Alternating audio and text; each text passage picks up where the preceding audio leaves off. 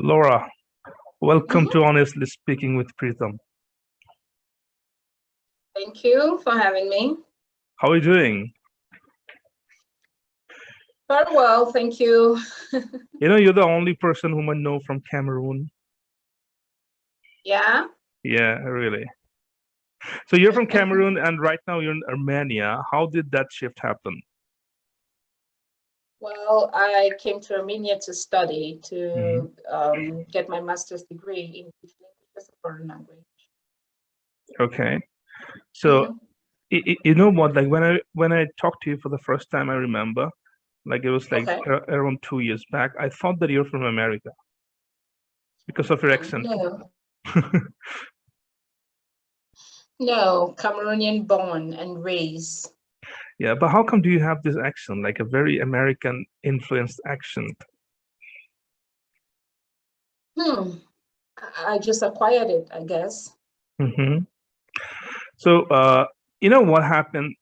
Like nowadays, like students Mhm. tends to, acquire an accent, and kind of it's kind of difficult for them at times because, you know, for us, I don't know about your education, probably with you also. We studied everything in English, right? Like math, science, and everything in English.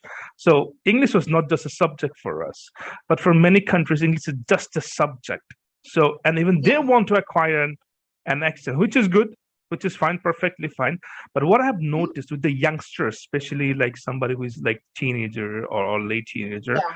they want to acquire the accent like very fast. They don't focus in grammar. They don't focus in vocabularies. They just focus in accent. Oh no, Because they believe that, yeah, that's because they believe that having an accent is um how can I say, having an accent, it equates speaking better English or good English. right. I mean, So people mostly notice the accent rather mm, than the accuracy. right. That's true. But the negative part, what I feel is that they are kind of leaving out the real fundamental basic of what they should be learning, like Yeah, grammar or vocabularies. That's what they're missing out. But do you think that if you have a good accent, you can get better jobs, especially in the ESL world? I think yeah. In the recent world, most employers are focused with accent Hmm. rather than experience, rather than accuracy, rather than the knowledge in the language. So it's more where you come from than Yeah, what you've learned. that's absolutely right. I mean, we have this thing called native speaker-ism. Of course, you know about this. If you want to I know. apply, yes, if you want to apply a job in probably in China, especially in China or in this Mm-hmm. Asian countries, if you have a kind of passport from those native speaking countries, it's easier, Mm-hmm. not easier. I mean, it's like an absolute, like a green ticket to get into a job over there, irrespective of your Yes, it's qualification. What's your yes. what's your thought on this? And have you experienced any kind of like this kind of discriminations? I have, obviously. Could you give an I example and have your thought on even this? here. Well, in China, I've applied for a couple of jobs in China, and even through people that I know from Cameroon. So they just tell me that this is the requirement over there. Hmm. You need your country, because when you send your CV and your country is written there, there is no follow up, right? Because the country has already disqualified you. Hmm. So they don't go through the experience or whatever you've learned. But even if they hire you, you have to hide where you're from to the parents. Hmm. Yes. Oh, So they encourage you to lie about your nationality because the parents want their teachers to come from countries like USA, UK, New Zealand, even from Europe, even though most countries in Europe are not English speaking. right. So yeah, just the fact that you're from Europe, you have a pass. Hmm. So yeah, I have experienced that a lot. In fact, it is difficult to get a job abroad right now because of this. So once they see your country, you are disqualified. Right. That's absolutely sad because I was in Yeah. Thailand. I was in Thailand for a while. I have seen few. Mhm. I've met few teachers. They have no knowledge. Trust me, they're like just probably high school graduate, and I know. they I have the know. passport. There's the only reason they're teaching, and it's Yeah. absolutely devastating to see. I've seen even people here, even Americans and British Hmm. people that are living here but are not English teachers, but they have the passport, and they easily get jobs to Hmm. teach than most of us that have the degree Right. and experience. Yes. Yeah. So You are quite qualified. I think. What's your qualification? If you could just remind me once again. masters. I have Yeah. masters. I Yeah. have Your masters. master's from American something university, right? Yes, the American University of Armenia. Right. So, in Armenia and in Baltic countries, like ex-Soviet Mhm. and Baltic countries, they kind of share the same culture. Mhm. What I have noticed in those countries, they also have this, in like kind of infatuation towards British English, you know. So Yes. they want to talk like them. They want to, have this, feeling of talking like a British speaker. Yeah. And then have you come across this kind of students? I have come across parents, so it can be confusing. Some want American accent, some want the English accent. Mm-hmm. So, but yeah, so I've had an experience where a parent came to me and wanted me to teach her children, even though the children knew nothing in English. They were absolutely beginners. Mm-hmm. And we spoke a little bit, and then she asked where I was from. I told her, and then she went back home, then called back and said, "Oh, I have a British accent, but she wants her kids to learn with an American accent." So that Mm, was a very funny, yeah, mm. it was But quite funny for me. but they did not know nothing about English, right? Even the parents. No, absolutely not. They were kids. Yeah, Yeah, yeah. so That's I didn't know crazy. why she would choose an accent rather than um, want her kids to know the language, to even be able to communicate, introduce themselves. Hmm. Yeah, That's quite sad, actually. I know, So I know. yeah, yeah, yeah. But So it's how? yeah. Yeah, but how do you Mhm. solve this kind of problem? Suppose you already have somebody whom you've been teaching like for past 1 year maybe, and then you suddenly they want to like talk like a different accent. So see, I love this accent. Could you teach me in this kind of accent? How do you handle those kind of situation? Um, I've not had that experience Hmm. where, yeah, a student would want to switch and want me to teach them a particular accent. First of all, I don't teach accents. Mm, I teach English. Yeah. right. Yes. So you can practice accent by watching movies and repeating, but I'm not focused on teaching accents. So it's Mm, something that you acquire, something that some people are born with, something that you can practice and change it.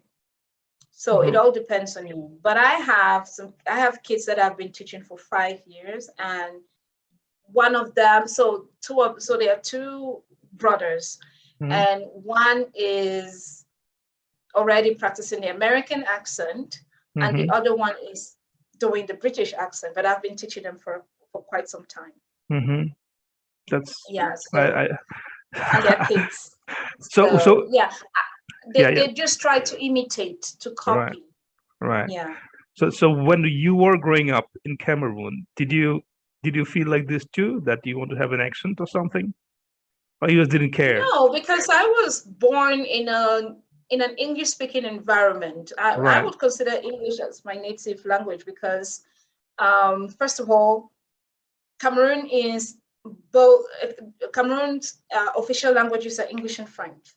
And I'm from that part that speak English. So I was born with the language. My parents spoke English.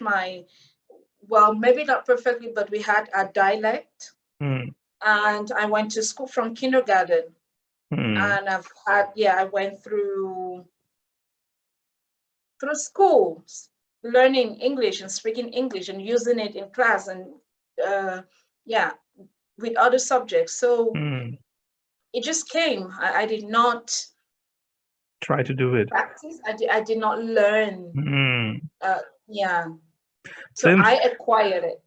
Yeah, same thing with me. You know, I never thought of having an accent or like American or British. I just followed the route the way it was, you know, because nobody even thought about those things. None of my friends I remember. Yeah, I mean, I never even thought about picking a particular accent because I'd watch movies with, American movies, and most of the time we were watching movies in French. So you're fluent in French too? Yes. Oh, okay. So it just came. It's now here that I'm watching movies a lot in English, but our movies there, most of them were in French or translated in French. Okay, I see. That's very interesting. So, you know what happens? Like when in Asian countries, especially Thailand and China and these countries, I was talking to a British teacher, a very experienced British teacher. He said that I was discussing the same topic about this passport and getting hired. And then he said that it's not just about passport, Pritam. You need to understand. They're very specific about that. What's your color of your skin, what the color of your skin, and which part of the world you come from, which, a kind of, if you're visibly following some religions such as Islam or something, that it may not be hired. They're not looking for English teachers. They're looking for somebody who looks like an English speaker, irrespective of, whatever. I really wonder why. I mean, I've tried to understand the reason behind this, but it depends on the school and their requirements and what they aim to achieve. I don't know. So if we are in the world of teaching a language which comes with culture, we want to embrace every culture and teach children to learn diversity, to learn other cultures, and be open-minded. That's what teaching is all about. So So well, I don't get upset. I used to get upset that probably they were choosing me, or they don't want me because of the color of my skin. Or sometimes, and it's even much more difficult being a woman, a Black woman teaching. Yes, I've had that problem here in Armenia, and there was a time that I was told that they wanted a man in that position.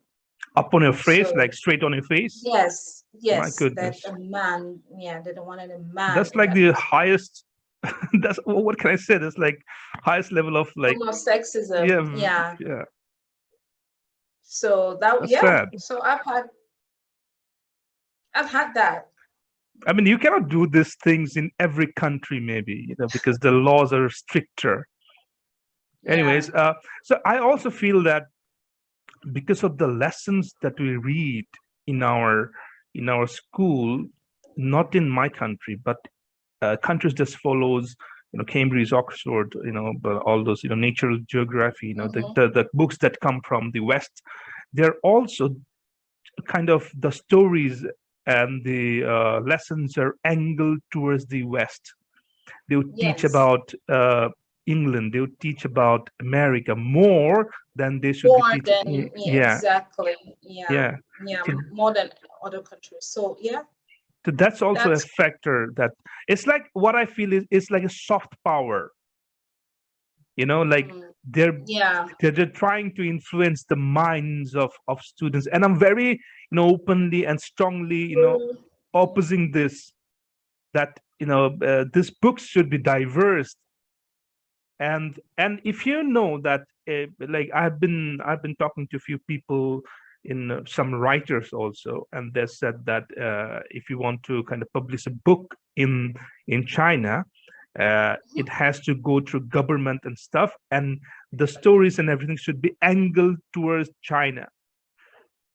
So the books that are doing well in China are not doing well in the West, because those are Yeah. not angled towards. See, there is kind of soft power going on, in the books as well, and I think Right. that this, and Yeah. I think that should be stopped. That's yeah. But how? It just has, if many people, it depends on the countries, because even in my country, books are written, they are angled towards the West, Yeah. if you see what I mean. So someone has to, but I like the literature books, the literature, or the, because we have Cameroon literature, we have the African literature. And when most of them are about African stories and folklores, so that one is good, and we remember most of them. Right. Yeah, growing up, I don't remember most of the literature that I learned about the West. I remember what, because it related mostly. It was relatable, right? Because there were things that we saw, there were things that our great grandparents experienced, so that would stick, because it had something to do with our culture. But Right. learning about someone else's culture, it was much more difficult. So I was someone that loved literature. Then at one point I just hated it, because all the poems, most of the poems were um, written by whites, or written by the Westerners, and most of the book and so on. So some writers, some African writers, then decided, like Chinua Achebe, to be focused, to write most things mostly about Africa, and Right. that's what, Chidima, what's the name? Yeah. So you know what happened recently, because of this war, Cambridge, Oxford, and Cambridge, Oxford, and Pearson, they have sanctioned Russia, so they are no longer supplying the books. Suddenly, they have stopped supplying the books, and they have stopped all the courses and the exams that they were conducting in Russia. So, like, I've been talking to the Russian teacher, and they're kind of sad, that why is it happening? I said, you know what? This is a blessing in disguise. Now you should think of writing your own books. Your own books, Yeah. yeah. Yeah, because I think Cameroon was like a British colony or a French colony before. Both. So Both. we had, So we used to be British colony mostly. We were Portuguese and French too, but mostly the vast majority was the British colonies. So to decolonize ourselves, we started writing our own books, which are amazing, by the way. Yeah. And then we didn't learn much of the British culture. We still, as students, still don't learn Cambridge or Oxford's books, unless they really want to. It's a different thing, but it's not mandatory. I think, which is absolutely brilliant. Yeah, I think so, and that's how we can change that. Yeah. Because you talked about it has to be stopped, and when countries start decolonizing themselves, Yeah, right. I would say, breaking free from the Western culture. Yeah. I mean, it would really be good. It would, students will learn a lot about themselves and their culture, rather than learn about other person's culture. And you learn about that culture, but you are not accepted in that culture. That's very interesting thing you have said. Yes. Yeah. So what's the point of learning someone's culture and I'm not accepted in that culture? I'd rather learn about my culture where I feel comfortable. It's not wrong to learn about other people's history. I mean, it's good to know history, to know about the world and other cultures. It's very powerful. It's good. But once it's just centered, our minds are centered to that culture. We forget about ours. We want to burn ours. We want to destroy ours to embrace theirs. True. You understand? So that's, I find it hard to find books written, because I want my son or my children to learn more about the African culture, their culture. Yeah, Right. so just a few Black writers that I've seen, even in the American culture. So there are a few Black writers that have books, even pictures, because when we have book, the pictures, the depict, the depict, or the picture is someone white. And so That's they true. grow up with that feeling that white is acceptable in the world and in books, in toys and every other thing. Yeah, rather than have other skin color. So right. But that's a very, very nice thing you have said. And you have also mentioned about poems. I want to talk about poems. You know what I've noticed? I've been teaching Pearson, and I've been teaching like all these British books to Russian students, and I've noticed that they don't have poems. Did you read poems when you were a child? Like, it wasn't mandatory in your books? We had poems. We learned poems and rhymes a lot right up to the university. Analyze poems. Rhymes are there, you know. As far as I know, in the kind of books they have been following in Russia and other parts, I mean, this Baltic region, rhymes are there until you're like 6, 7 years old. Okay, after that, when you get into like mainstream, like, you know, listening, learning, listening, reading, and speaking, and what else? Listening, reading, speaking, reading, writing. Yeah, they don't have poems. I mean, I think they're missing out a huge part here. I'll tell you, because I'm a very huge poem fan. Okay, I'll show you one book. This one, classic poems. Classic poems. I think you know the authors, Charles Dickens, John Milton, William Shakespeare, John Keats, William Wordsworth, and many more. I love poems. You know, I think that poems enhances the creativity of a child. We had something like a kind of our poem lessons were like, they would teach me poems, and then we have to understand the meaning. I mean, teachers will tell us the meaning a little bit, try to make us understand what is the poem about, and then we have to think about ourselves, because this is not a linear thing, right? This is not a story. You know, there are some stories behind the story, so we have to write the thing, and I have to write what do we understand, and that enhances and activates our creativity, and at the same time we're learning English. And do you think that this should work on implementing poems as well in their books? What is your experience? I mean, with teaching poems, I haven't taught poems. Yeah, because those things are not there in the books nowadays. They are not in the books. And that's, I haven't really thought about it actually. About like just setting this time just to teach short poems and influence my students to write poems and the way, and read it with, you know, with rhythm. And that's something I need to start thinking about, especially with my younger learners. I'm trying to kind of like a raise an awareness kind of thing, that poems should be, you know, kind of taught in every just short nice poem. They have mostly chants in the books, but not poems. Right. That's very important, I think. So what kind of books are you following in the schools that you have been teaching? The previous school, they are mostly using Superminds here. It's also a British book. And through the ones, so if you go through the first stage, like book 1, book 2, book 3, you don't really find poems, but you find lots of chants.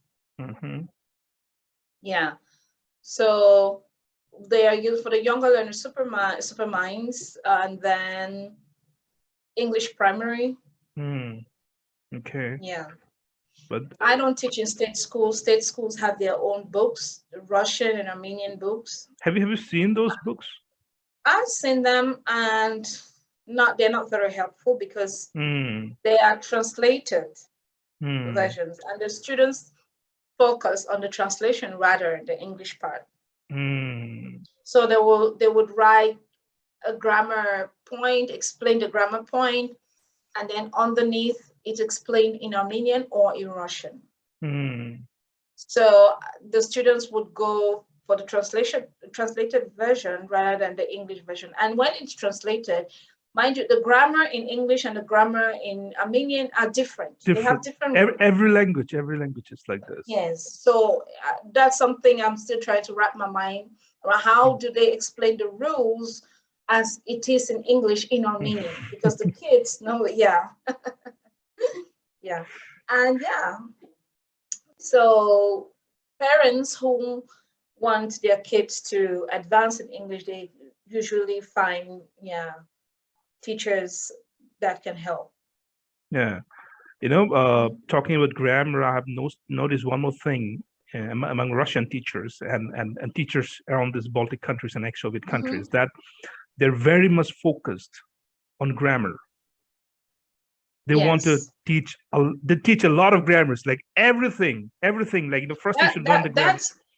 That's the requirement. Parents a lot focused on the grammar. So one thing is also they believe that if you speak correct grammar, you speak correct English.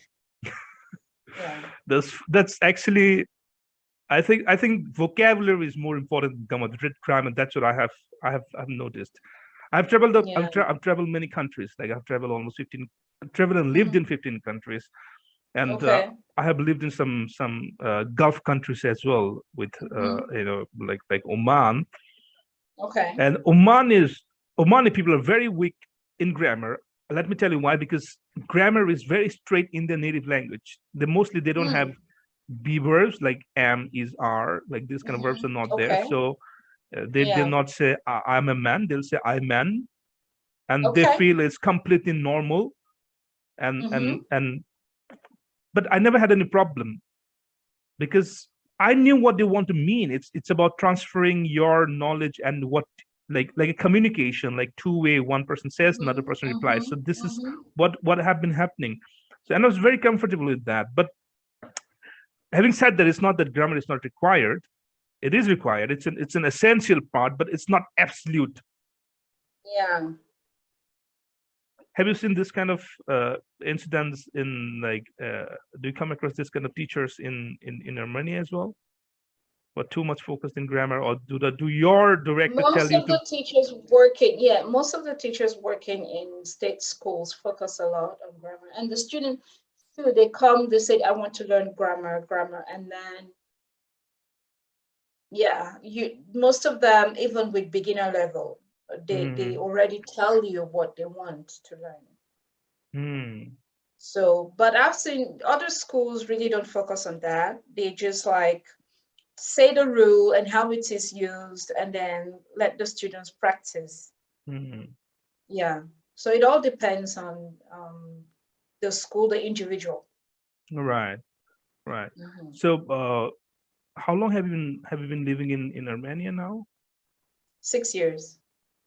Okay. So have you seen any changing culture in ESL world?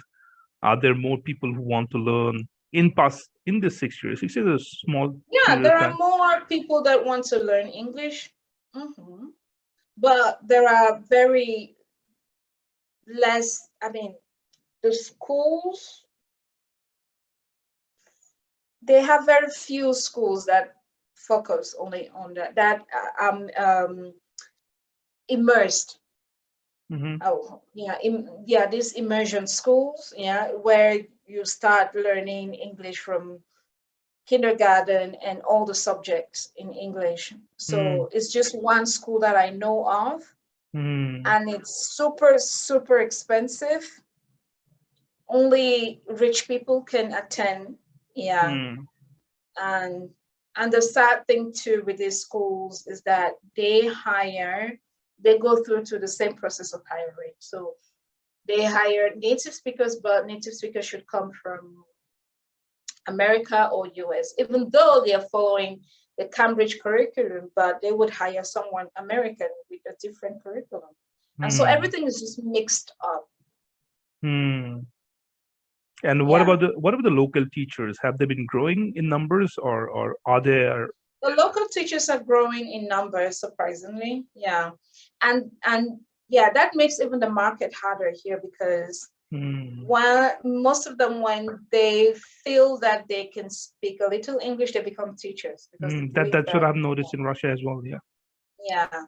So I have a lot of problems, especially when I have to teach kids that come to me. So they come, and then when their parents contact, they tell me, oh, my child has been learning English with this person for a year, so she should know a lot.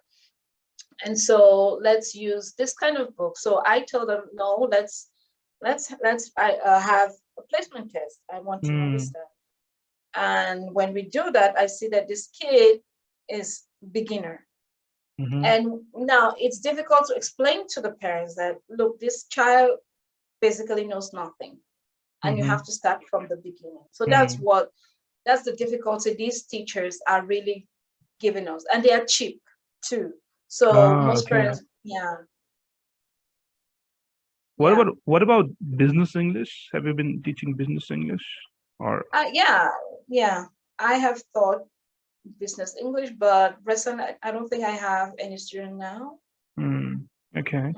And do business people and adults want to learn English in Armenia? Like really adults, like 25, 30 years old? Yes, because companies right now are sending their workers to learn English. Same thing Especially everywhere, the actually. the IT world, banking. So